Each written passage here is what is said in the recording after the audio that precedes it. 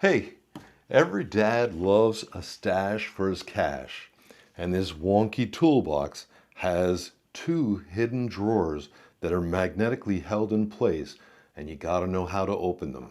But if you can open them, you can get to the cash.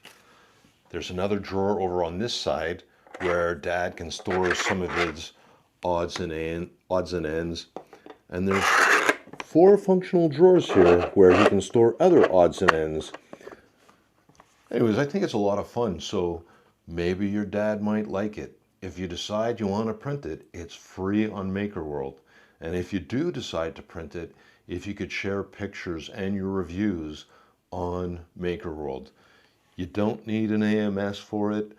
The pieces are simply glued together using my favorite glue, Gorilla Glue, that has the dispenser with the dropper tip and the little brush. But I use a toothpick for some of these items to be able to put just a little bit of glue. Anyways, if you decide to print, happy printing and happy Father's Day. Thanks for watching.